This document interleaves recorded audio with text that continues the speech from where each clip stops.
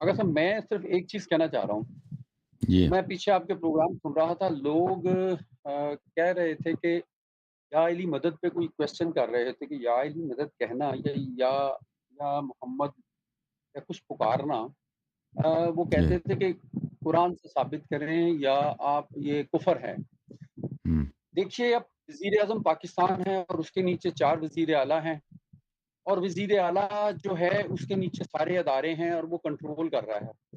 وزیر صحیح اعلیٰ جو بھی ہوگا، چاہے وہ کسی نام سے چینج ہو کے 10 سال بعد کوئی اور، 5 سال کے بعد کوئی اور آئے گا، وزیر اعلیٰ کی ایک پوسٹ ہے، اس وزیر اعلیٰ کی پوسٹ کے اندر وہ ساری طاقتیں ہیں جو اداروں کو کنٹرول کیے جا رہی ہیں۔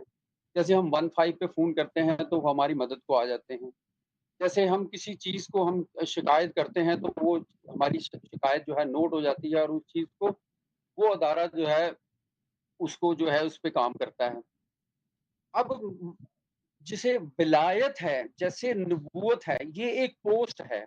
علی علیہ السلام کی ذاتی طاقتیں نہیں ہیں، وہ من اللہ، یعنی کہ اللہ کے اذن سے سب کچھ کرتے ہیں، کہ وہ ولایت کی وہ پوسٹ ہے تو پروردگار نے عالیم کہہ کے اس وقت خلق کی، جب کچھ نہیں تھا، تو جب یہ ولایت کی پوسٹ کریٹ ہوئی ہے تو اس کے ساتھ اس کی تمام طاقتیں بھی کریٹ ہوئی ہیں۔ یعنی جو ایک وزیر اعلیٰ ہے، اس کے نیچے جو تمام ادارے ہیں وہ کام کر رہے ہیں، اور وہ اس کو کنٹرول، سارے ادارے جو ہیں اس کو جواب دیں ہیں وزیر اعلیٰ کو۔ اب صحیح وزیر اعلیٰ جو ہے وہ ذاتی اپنی طاقتیں نہیں رکھتا، وہ اس کی پوسٹ اس کی طاقتیں رکھتی ہے، پروردگار نے دیکھیں بھائی بتایا ہے۔ آپ سن لیں میرے شفقت بھائی دیکھیں امیر المؤمنین علیہ الصلاۃ والسلام اللہ کے حجت ہیں. امیر المؤمنین بے علیہ شک الصلاۃ والسلام رسول صلی اللہ علیہ وآلہ وسلم کے وصی ہیں. امیر المؤمنین علیہ الصلاۃ والسلام علم میں، طاقت میں، کرامات میں انبیاء سے سوائے حضرت خاتم الانبیاء صلی اللہ علیہ وسلم ان کے علاوہ سب سے افضل ہیں بلا شک بلا ریب، اور بقیہ ائمہ علیہ السلام بھی اسی طرح. یہ ایک بات. دوسری بات یہ ہے کہ کس قرآن کی کوئی آیت نہیں ہے اور کوئی حدیث نہیں ہے کہ آپ کسی سے مدد اگر مانگ لیں تو آپ مشرک ہو جائیں گے. ٹھیک ہے نا؟ یہ سب من گڑت ہے. یہ جتنی قرآن کی آیتیں آپ کو پڑھ کے سناتے ہیں نا کہ اللہ کے علاوہ کسی اور کو نہ پکارو، اس کا مطلب ہے اللہ کے علاوہ کسی اور کی عبادت نہ کرو. یہ غلط جی ترجمہ جی کرتے ہیں. اگر پکارنا حرام ہوتا تو بھائی سب مشرک ہوتے ہیں. نبی صلی اللہ علیہ وسلم خود مشرک ہوتے ہیں، کیونکہ نبی صلی اللہ علیہ وسلم نے خود نے غیر اللہ سے مدد مانگی ہے. مسلمان سب اپنی نمازوں میں نبی صلی اللہ علیہ وسلم کو پکارتے ہیں، السلام علیکم ایھا النبی. سمجھ میں آئی نا بات آپ کو؟ یہ جو کہتے ہیں کہ قرآن میں لکھا ہے کہ ما سوی اللہ کو اگر تم پکارو، یہ پکارو نہیں ہے، یہ عبادت کرو ہے. ما سوی اللہ، اللہ کے علاوہ کسی اور کی اگر کے سامنے تم نے سجدہ کیا، تم نے اس کے سامنے نماز پڑھی، تم نے اس کے سامنے رکوع کی، تم نے اس کو اس کی پوجا کی، پرستش کی، اللہ کے علاوہ جو بھی ہے وہ بالکل بات صحیح ہے. قرآن یہی کہتا ہے وہ مشرک ہے. مدد مانگنا شرک نہیں ہے. ٹھیک ہے نا؟ آپ ہندو سے مدد مانگے، مسلمان سے مدد مانگے، کافر سے مدد، یہ بالکل حیوان سے مدد لوگ اپنے جانور سے مدد لیتے ہیں، بھئی گدے کو یا گھوڑا ہوتا ہے، خچر ہوتا ہے، یہ نہ شرک ہے، مکروہ بھی نہیں ہے. شرک تو دور کی بات ہے، حرام کی دور کی، مکروہ بھی نہیں ہے، بلکہ یہ بالکل جائز ہے.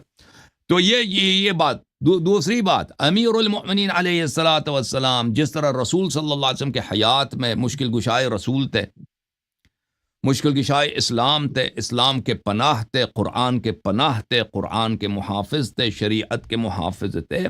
وہ شہادت کے بعد بھی زندہ ہے. قرآن فرماتا ہے کہ بل ولا تقولوا لمن يقتل في سبيل الله اموات بل احیاء، کہ جو اللہ کے راستے میں شہید ہوتا ہے اس کو مردہ نہ کہو، وہ زندہ ہیں. تو امیر المؤمنین علی علیہ الصلاۃ والسلام حیات رسول صلی اللہ علیہ وسلم میں بھی وہ مشکل گشا تھے، اور یہ مرنے کے بعد یہ مقام ان سے نہیں چھینا گیا ہے.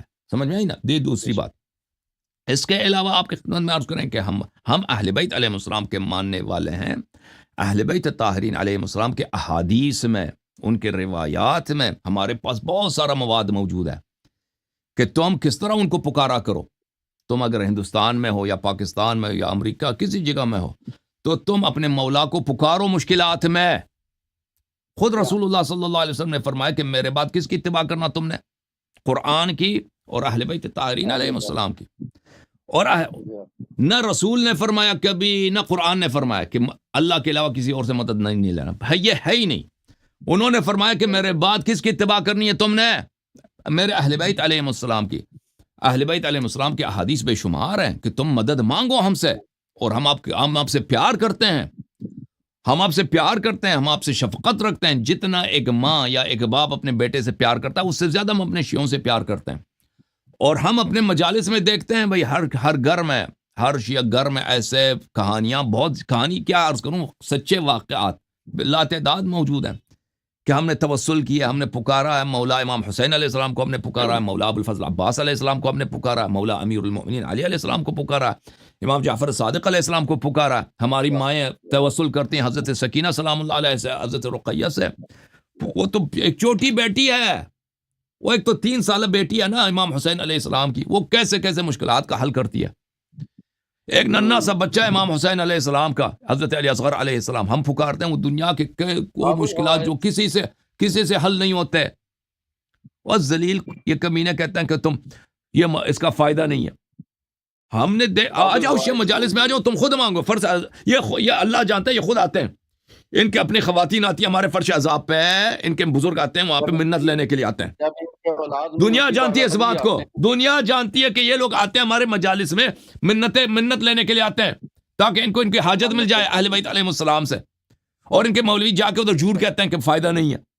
اور پوری دنیا کو پتہ ہے کہ دنیا کا پناہ، دنیا کا مشکل کشا، دنیا کا فریاد رس اللہ ہے، رسول صلی اللہ علیہ وآلہ وسلم ہے، ائمہ اطہار علیہ السلام، اہل بیت ابرار علیہ السلام ہے۔ اور یہ ان کا جھوٹ، بھائی ابھی پچھلے ہفتے ہوا تھا نا، میرا وہ ایک مولوی صاحب آئے تھے پٹھان کوئٹے سے، ان سے دیکھو میں نے ان کا اپنا کیا توحید ہے کہ اللہ ان سے پوچھے نا تیرے رب کے کتنے پیر ہیں، تیرے رب کے کتنے ہاتھ ہیں، یہ اسی میں پنس جاتے ہیں بھائی، اسی گاڈ زیلا ویژولائز کرنے میں، کہ اس کی تصویر کشی میں، کہ بھائی اس میں اور وشنو جی میں فرق ہی کیا ہے، ٹھیک ہے نا۔ اللہ آپ کو جزائے خیر دے شفقت بھائی۔ جھوم جاؤ، پرواز کرو، کیوں فخر سے سر اٹھا، کیونکہ اللہ تعالیٰ نے تمہیں انتخاب کیا، صراط حق پر صرف تم ہو، صراط ایمان پر صرف کیا، کیونکہ اللہ تعالیٰ نے تمہیں انتخاب کیا، صراط حق پر صرف تم ہو، صراط ایمان پر صرف